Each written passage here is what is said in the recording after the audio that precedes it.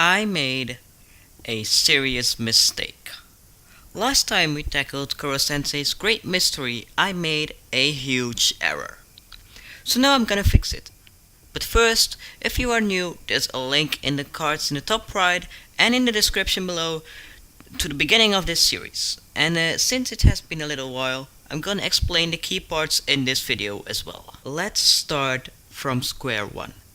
I was trying to find out what Korosensei was made of, and in the end I found out that he was likely made out of potassium 40, which you can compare to a little antimatter factory. After we found that out, we tried to do the calculations behind that theory in episode 2, and that's where I messed up bad time. After we did the calculations, we proved that Korosensei should have at least 0.0000026 grams of antimatter, which I wrongly converted to 2.24 kilograms of potassium. This should be 6,68 times 10 to the power of 15 kilograms of potassium. I know, huge difference.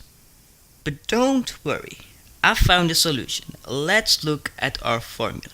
The mass of Korosensei times the speed squared divided by 2 equals the mass of antimatter needed times the speed of light squared. In this formula, there's one thing that we assume, and thus it might not be correct. This is the total weight of Korosensei, but since we don't have any information about this, we are gonna leave it as it is at 100 kilograms, which is likely more than his actual weight. This resulted in the 0.00026 grams of antimatter. Now let's look at the step to convert this into kilograms of potassium. And this is where it gets really interesting.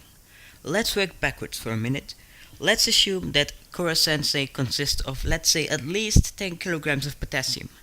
That would mean 2.62 times 10 to the power of 21 grams of antimatter per minute.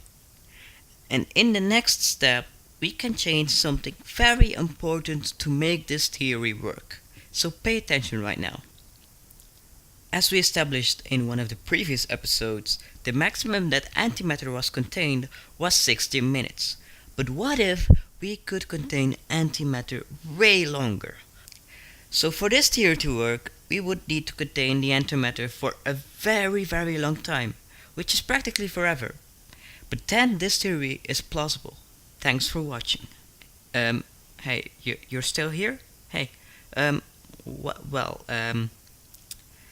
got one more announcement to make, but I'll keep that for tomorrow's video. Bye, I guess.